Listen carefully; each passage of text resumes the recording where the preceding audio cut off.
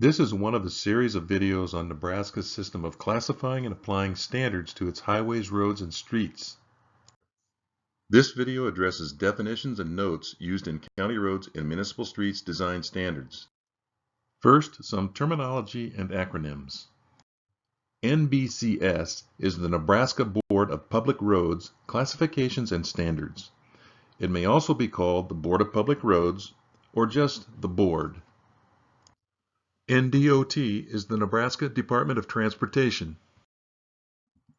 Standards refers to the NBCS standards including design, construction, maintenance, and relaxation of standards.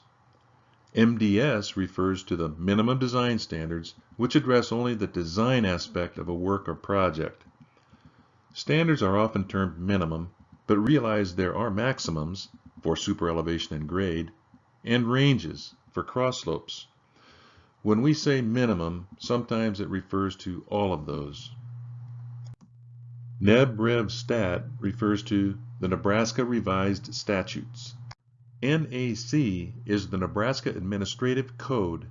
These are regulations that have the force of law. The word highway in Nebraska law also refers to roads and streets. Highway means the entire width between the boundary limits of any street, road, avenue, boulevard, or way, which is publicly maintained when any part is open to the use of the public for purposes of vehicular travel. 3R is short for resurfacing, restoration, and rehabilitation. For more details, see the video dedicated to 3R. FC is functional classification. CFR is the Code of Federal Regulations. AASHTO is the acronym for the American Association of State Highway Transportation Officials. This video provides more details on the minimum design standards, specifically for county roads and municipal streets, pages 35 through 86. The state highway standards, pages 5 through 34, are not covered in this video. The first topic is definitions included in the design standards.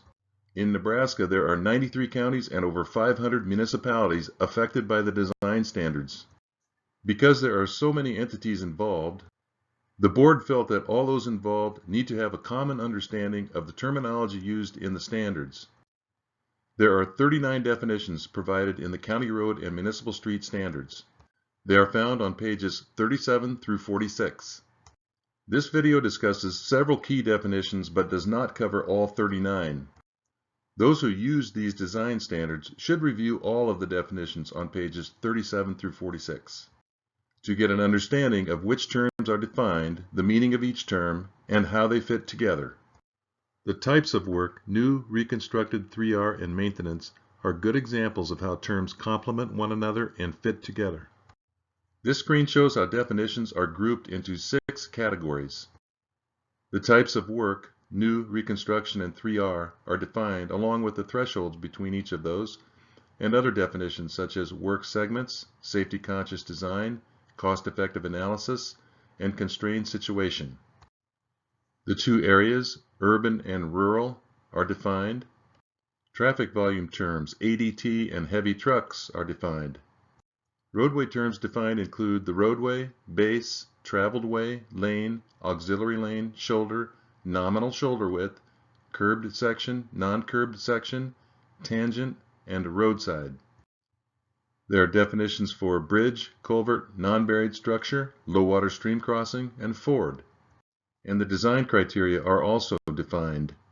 Because the 2016 design standards are the first to include county roads and municipal street standards for 3R work, there are 5 pages devoted to defining types of work, how to apply the standards to those types of work, and related terms. The Board of Public Roads wanted to give as clear a picture as possible for a 3R scope of work and enable users to get a good sense of what the board believes is a 3R scope of work compared to new and reconstructed work and to maintenance work. This screen provides a summary of the types of work. New construction means building on new alignment, such as across an open field. Reconstruction is building a road or street generally on the existing alignment. It could be replacing a culvert, even if it is in kind, or it could be armor coating or placing asphalt millings on an existing aggregate surface. 3R is about preserving the road or street, extending its life, and possibly making some improvements without rebuilding to the highest standards. Maintenance is defined in the minimum maintenance standards on page 88. For more details about thresholds between a 3R scope of work and the other types, reconstructed and maintenance, as well as terms such as safety-conscious design, cost-effective analysis, and constrained situation, see the video on 3R standards and also the bridges and structures videos. The traveled way is the portion of the roadway for the movement of vehicles, exclusive of shoulders and bicycle lanes. It is important to know this for several reasons. Some reasons are: the minimum clear bridge width is a function of the approach traveled way width, and a non-curbed shoulder starts at the edge of the traveled way, as does the horizontal clear zone. The roadway is the portion of a road or street including shoulders for vehicular use. It is the traveled way plus the shoulders. The nominal shoulder width is defined on page 43 as the shoulder width value shown in the design standards table. For example, if rural area standards apply and the functional classification of the road is local with an ADT of 800 vehicles per day, the shoulder width value in table J on page 69 is 4 feet. The nominal shoulder width, therefore, is 4 feet. Where this becomes relevant is in the horizontal clear zone width for some roads and streets with a very low volume of traffic. The horizontal clear zone, defined on page 46, is an unobstructed, traversable area provided beyond the edge of the traveled way for the recovery of errant vehicles. It includes shoulders and auxiliary lanes unless the auxiliary lane functions like a through travel lane. One of the criterion included for the first time for county roads and municipal streets in the 2016 standards is the horizontal clear zone. Because it is the first time, this video provides a short introduction to roadside design. The Roadside Design Guide and AASHTO publication is the main source and guidance. The horizontal clear zone is an area that is made available for a run-off-the-road vehicle. There are minimum horizontal clear zone widths that apply to new and reconstructed work. The width starts at the edge of the traveled way. This screen shows a common cross-section showing the horizontal clear zone in relation to other components of the facility. The horizontal clear zone provides space from the edge of the traveled way to obstacles such as trees, utility poles, drainage culverts, steep side slopes, and other obstacles. It is best to simply remove obstacles within the horizontal clear zone, or redesign them. Relocating them farther away from the traveled way is the next best option. If the obstacle needs to remain within the horizontal clear zone, it could be designed to be breakaway and therefore provide much less resistance to a vehicle coming into contact with it. Shielding an obstacle is a possibility, realizing that the shielding itself becomes an obstacle, hopefully a relatively safer obstacle. Delineation of an obstacle would be a last resort, but better than nothing. Some terminology related to horizontal clear zone. In order for a vehicle to have a chance at not rolling over during a run-off-the-road event, the side slopes within the horizontal clear zone must be traversable. Vehicles can recover, that is, regain control and steer back onto the roadway, from slopes that are 4 horizontal to 1 vertical and flatter. This screen shows a recoverable slope. It is also traversable. Slopes that are steeper than 4 horizontal to 1 vertical down to 3 horizontal to 1 vertical are still traversable but are non-recoverable. That is, the vehicle should not roll but generally would not be able to steer back onto the roadway. Slopes steeper than 3 horizontal to 1 vertical will generally not stop a vehicle from rolling. These slopes are non-traversable and they are called critical slopes. Turn to any of the tables from pages 55 through 78. Look in the right column, which has values for 3R criteria. Notice the word existing is used often. It is not in the definitions part of the standards, which are on pages 37 through 46. Note 6 on page 47 refers to and defines existing as existing design features. The NBCS would like to further clarify this. What this refers to are the previous design plans for the road or street. The term existing, therefore, is not necessarily whatever is out there. The term existing does not include a feature on a road or street that was not preserved or maintained to the original or as constructed condition. A tree that is allowed to grow in the horizontal clear zone or a utility pole that was allowed to be added to the horizontal clear zone is not considered existing. It is not grandfathered in by Note 6. There may be legal immunity for features on previous design plans and may be no legal immunity for poor maintenance and upkeep. More definitions are provided in the Bridges and Structures videos. There are several that are not covered in this video series. It is recommended that you review all of the definitions on pages 37 through 46. A previous video in this series introduced notes 2, 3, and 4, which are necessary to account for when finding the table that applies to a work or project. And we just talked about the word existing as defined in Note 6. The remainder of this video addresses notes in general and provides a brief summary of each of the first 17 notes in the County Road and Municipal Street Design Standards. Notes are referenced in Design Standards tables and are numbered sequentially. Each note addresses one topic or subject. All information pertinent to that topic or subject is included in the note, which makes it easier and more efficient to find information on any given topic or subject. The first 7 notes address broader topics such as functional classification, 3R work, traffic volumes, and which standards apply. The remaining notes address the 13 criteria. The notes are in the same order as criteria are listed in the tables from top to bottom. This screen shows Table C, one of the Urban Area Design Standards tables, on pages 55 and 56, in order to briefly demonstrate how notes are referenced in Design Standards tables. Notes that apply are called out in parentheses throughout each table. Notes 1, 2, 3, 4, and 7 in parentheses at the top of the table just after the words urban areas apply to the entire table shown on the screen. Note 6, positioned at the head of the 3R column, applies to all of the 3R criteria. Note 8, positioned next to design speed, applies only to the design speed criterion for both new and reconstructed and 3R criteria. Note 9 works the same way, only for lane width, as do notes 13 and 14 at the bottom of the screen. Notes have several different types of statements. They are a mixture of requirements, instructions, guidance, clarifications, and recommendations. Some are mandatory requirements needing a relaxation of standards if not met. Some allow design flexibility, conditionally, relative to what is required in the standards table. Some are recommendations, not requirements. And some are simply information, an instruction, a clarification, a definition, or providing context. It would not be appropriate to request a relaxation of standards for permissive statements, guidance, instructions, clarifications, definitions, or contextual statements. It would be appropriate to request a relaxation of standards for mandatory requirements or requirements with conditions.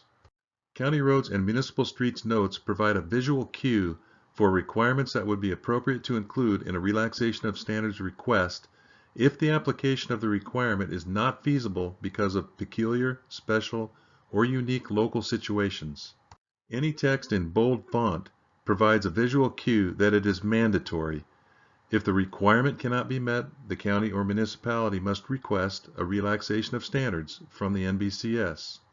On the other hand, text in regular font would not be considered appropriate for a relaxation of standards. In these examples, Note 2 indicates that rural area design standards must be used if the anticipated posted speed limit is 50 miles per hour or greater.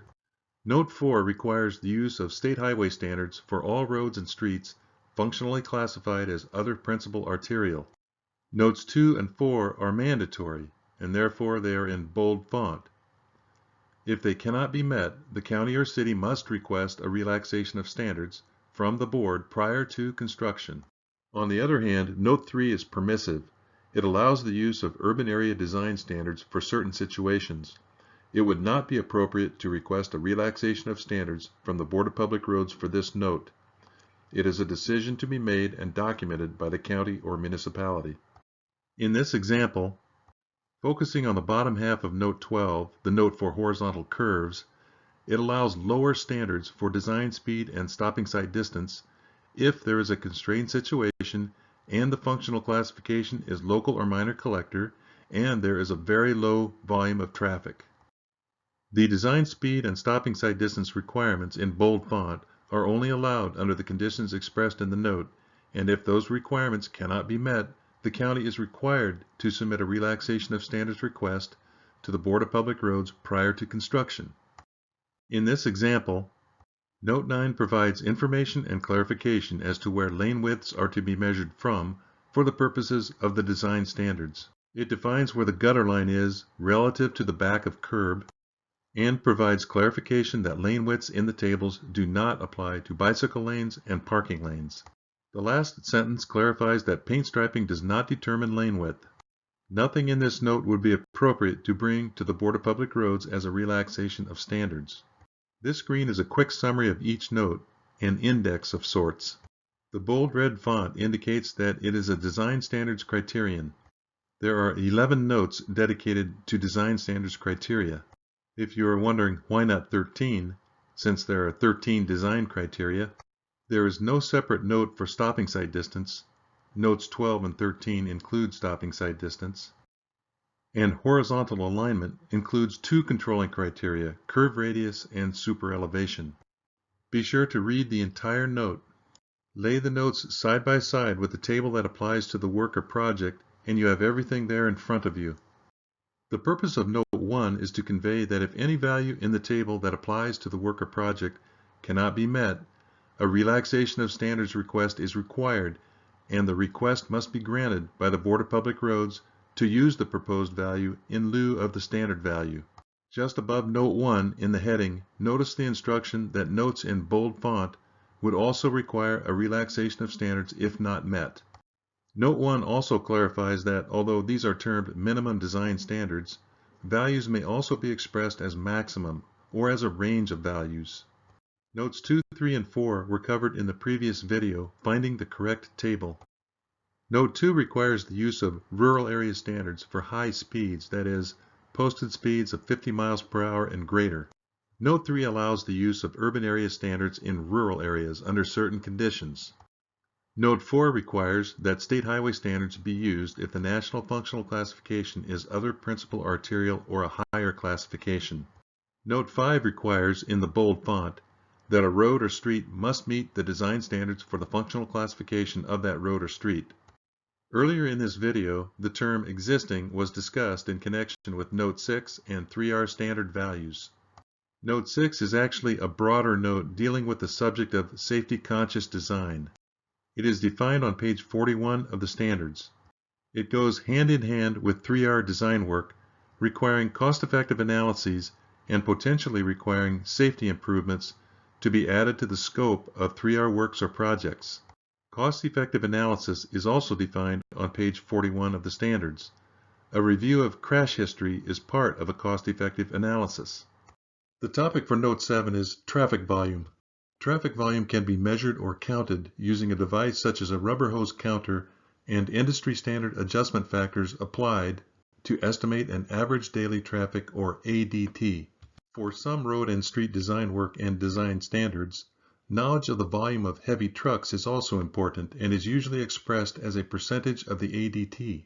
Especially for busier roads, traffic volume information needs to be updated occasionally because it can change over time, depending on several factors that can affect the volumes and mix of traffic on the network of roads and streets. These may include new residential and commercial developments, adding capacity to the existing network, or building new roads and streets. The frequency of traffic volume updates varies as a function of such changes and the rate at which they occur, possibly at some predetermined frequency for busier roads, or some prompted by some other requirement such as a federal aid project. It is important to know the specific year associated with traffic volume information. Nebraska's minimum design standards are based on what is called the year of the anticipated completion of work or project and the design year. The year of anticipated completion of work or project is the year that construction is anticipated to be finished and the road or street opened to traffic. The design year is the anticipated life of the project in years beyond the opening of traffic. Standards assume a life of 10 to 20 years, depending on the type of work and the type of surfacing. 20 years for new and reconstructed work, and for 3R work, 10 years for asphalt paving and 20 years for Portland cement concrete paving. Traffic numbers for both the year of anticipated completion of the work or project and the design year are projections based on historical traffic volume estimates and trends. Some design standards criteria are a function of traffic volume. Typically, they are based on design year traffic volumes. Looking at the bottom part of the note with the two bullets, for roads and streets with a current traffic volume ADT of 750 vehicles per day and more, or for roads functionally classified as other principal arterial or higher, the ADT used as the basis for design standards is required to be estimated or projected out to the design year, as mentioned earlier. The first sentence of the note recognizes that the traffic volume for many lower volume roads and streets remains about the same over time. For those, the Board of Public Roads does not require design year traffic projections. The board established the cutoff at 750 vehicles per day for the current traffic level. For roads and streets with a current ADT fewer than 750 vehicles per day, the board allows the ADT for the year of anticipated completion of the work or project to be used for design standards. As always, designers need to be aware that these are minimum design standards. If a significant traffic generating development is planned for a lower volume road, it would be prudent to go ahead and make a traffic volume projection to the design year and use that as a basis for determining minimum design values.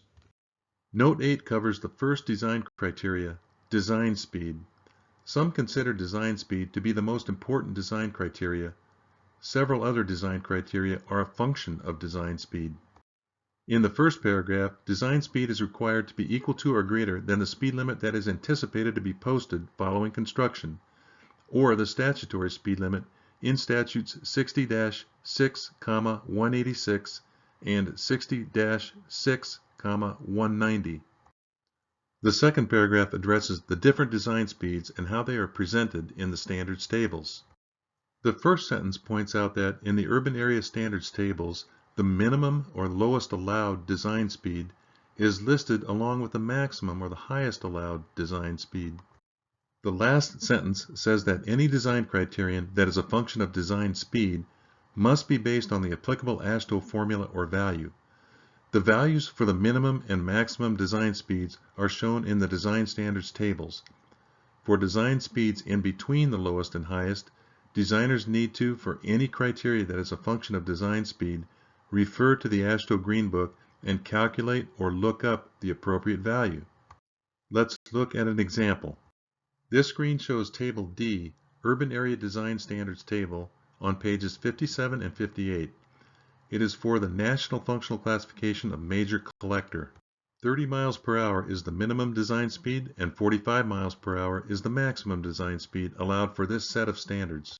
45 miles per hour is the maximum allowed for all four of the Urban Area Design Standards tables. Standards criteria that are a function of design speed are shown on this screen.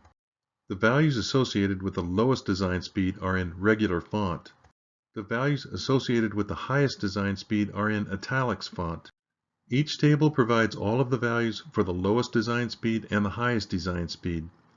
If the design speed is in between, the values that are a function of design speed will also be in between the values shown in the table for their respective criterion.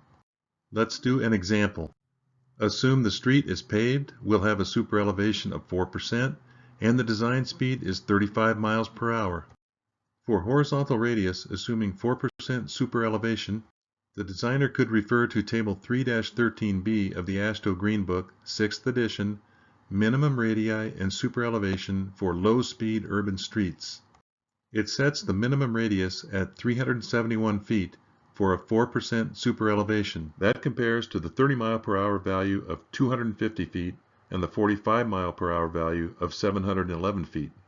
371 feet is in between those values, which is what we would expect. For crest vertical curves, the designer could refer to Table 3-34 of the AASHTO Green Book, Design Controls for Crest Vertical Curves based on stopping site distance. It sets the minimum K value at 29. That compares to the 30 mile per hour value of 19 and the 45 mile per hour value of 61. 29 is in between those values, which is what we would expect. For sag vertical curves, The designer could refer to Table 3-36 of the AASHTO Green Book, Design Controls for Sag Vertical Curves. It sets the minimum K value at 49. That compares to the 30 mile per hour value of 37 and the 45 mile per hour value of 79. 49 is in between those values, which is what we would expect. For maximum grade, the designer could refer to Table 6-8 of the AASHTO Green Book, Maximum Grade for Urban Collectors. It sets the maximum grade at 9% for level terrain and 10% for rolling terrain. That compares to the 30 mile per hour values of 9% for level terrain and 11% for rolling terrain, and to the 45 mile per hour values of 8% for level terrain and 9% for rolling terrain. For stopping sight distance, the designer could refer to Table 3-1 or Table 6-3 of the AASHTO Green Book, Stopping Sight Distance on Level Roadways. It sets the minimum stopping sight distance value at 250.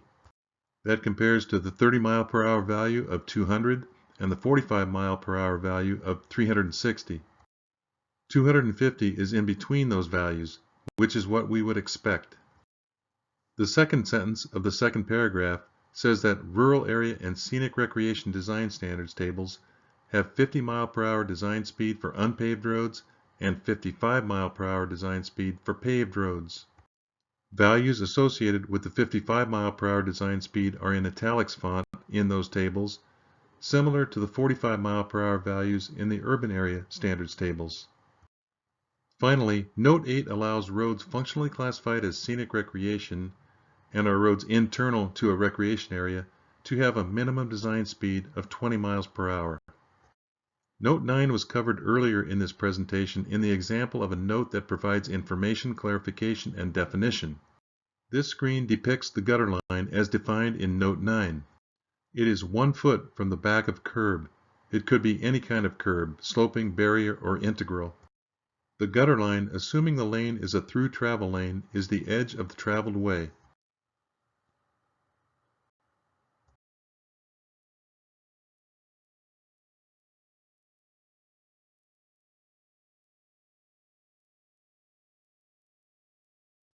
Note 10 recognizes that some roads in the Sandhills area of Nebraska, generally the north-central part of the state, because of the unique characteristics of the Sandhills soils, may require paving in lieu of gravel.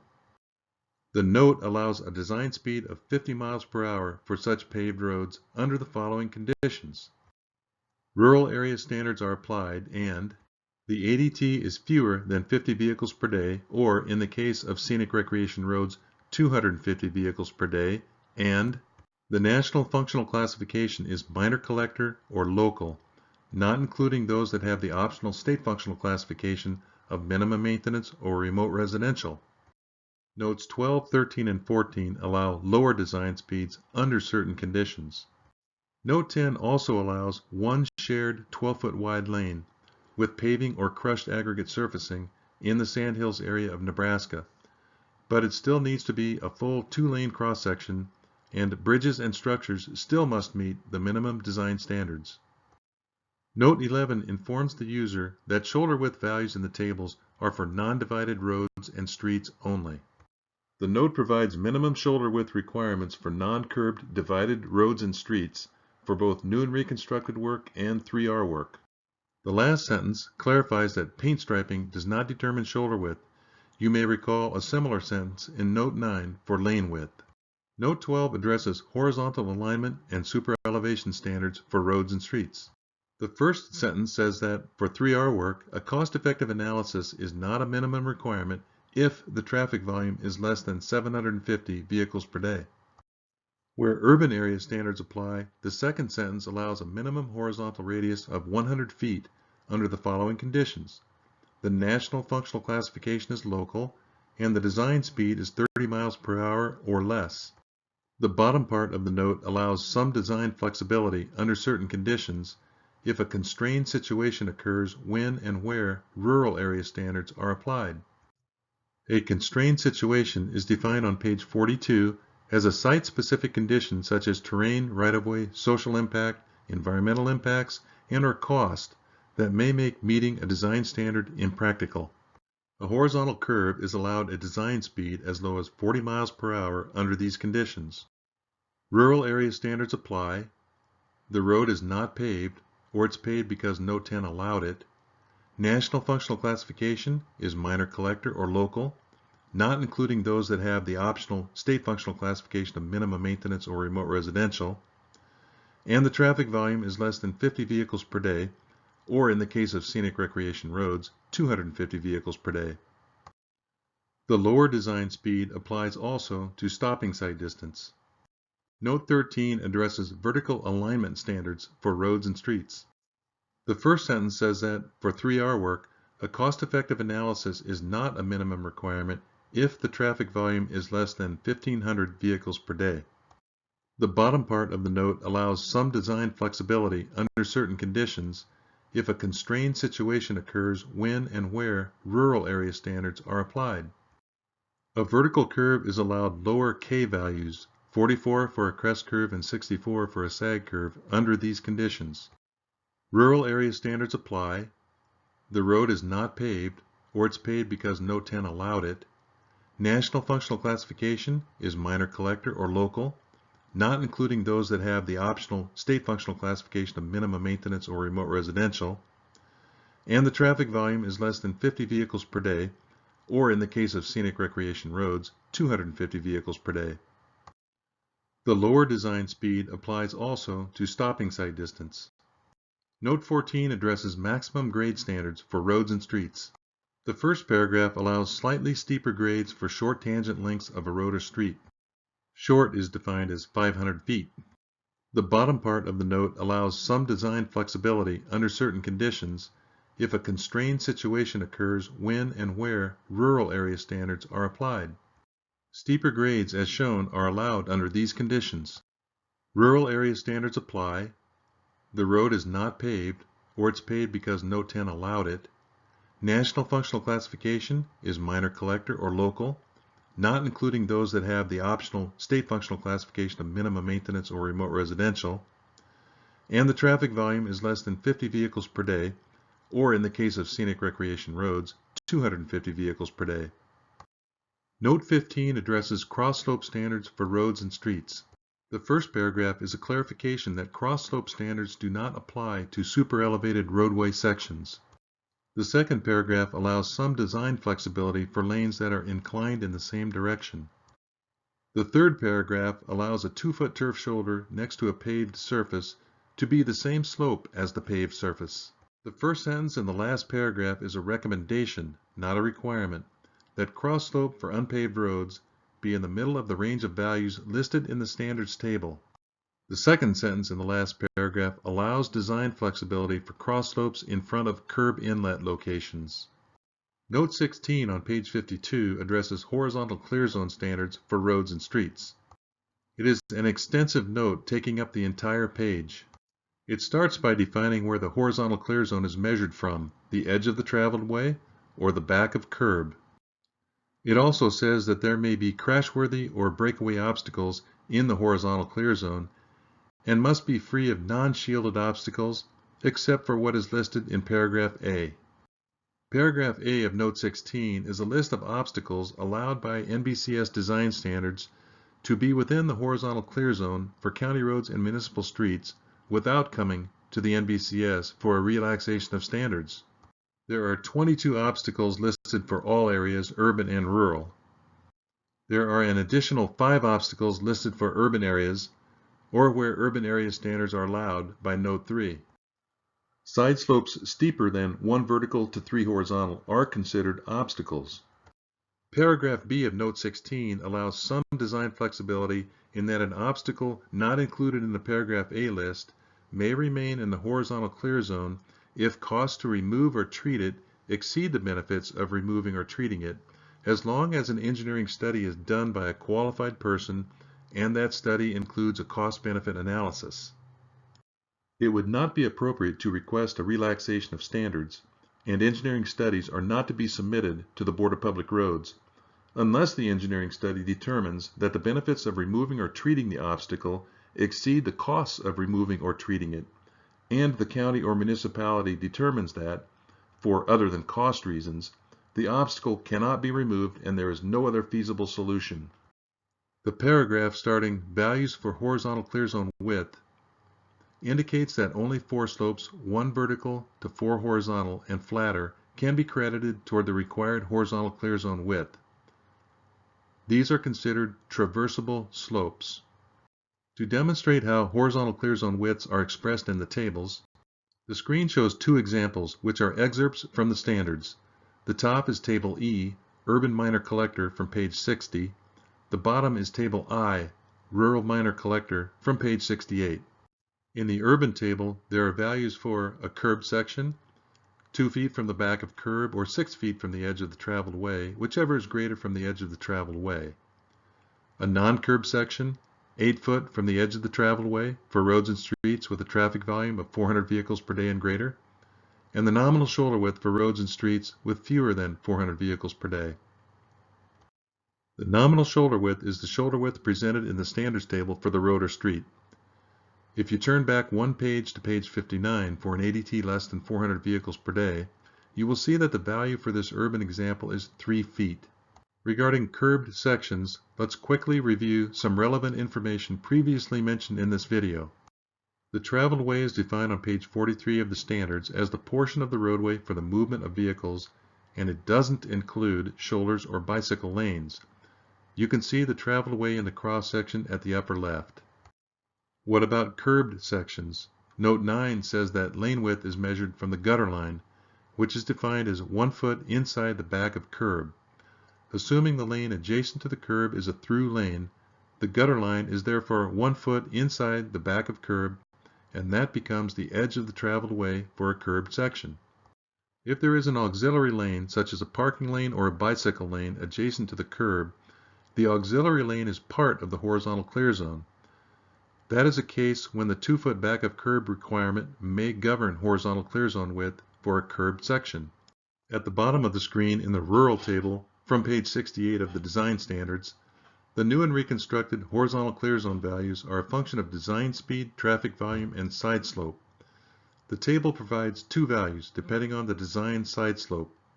You need to know the traffic volume, refer to note 7 for details, and the design speed. Then enter the table and find the 2 minimum values for horizontal clear zone.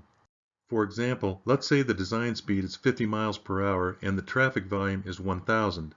The values provided in the table are 14 feet in the event the design slope is 1 vertical to 6 horizontal, and 16 feet in the event the design slope is 1 vertical to 4 horizontal.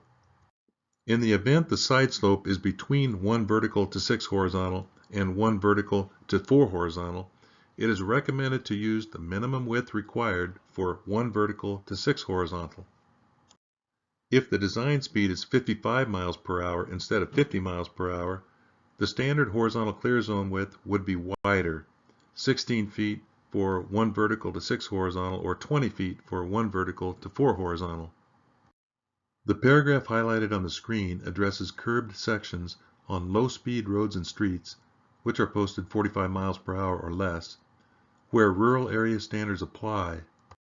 The horizontal clear zone width requirement is 2 feet from the back of curb or 6 feet from the edge of the traveled way, whichever is farther from the edge of the traveled way. The last sentence clarifies that paint striping is not necessarily where the horizontal clear zone begins. You may recall a similar sentence in Note 9 for lane width and Note 11 for shoulder width. The last part of Note 16 provides a list of obstacles that may be present beyond the horizontal clear zone. It is information only, although it may be of service in legal proceedings. Note 17 addresses vertical clearance for roads and streets. The first sentence clarifies that the minimum vertical clearance applies to the entire roadway. Remember, the roadway is the traveled way plus the shoulders. The second sentence clarifies that the minimum vertical clearance values in the tables pertain to underpasses. The values do not pertain to such things as overhead tree branches and utility lines. Those are commonly addressed by ordinances or resolutions. The third sentence addresses vertical clearance to pedestrian, bicycle, and overhead sign structures, requiring the clearance to be at least 1 foot greater than the value in the table. The last sentence is a cautionary note to account for State Statute 60-6,289 when building a new overhead structure or when doing 3R work on or under a structure. Notes 18 through 22 are all related to bridges and structures, and are addressed in the two-part video on bridges and structures. To summarize notes in the County Roads and Municipal Street Standards, the first 7 notes address broader topics such as functional classification, 3R work, traffic volumes, and which standards apply. Notes 2, 3, and 4 were covered in the previous video, Finding the Correct Table. This video addressed notes 1 and 5 through 17. Notes 18 through 22 are covered in the two-part video on bridges and structures. This is one of the series of videos on Nebraska's system of classifying and applying standards to its highways, roads, and streets. This video presented key definitions that are used in the design standards and most of the notes referred to in the design tables.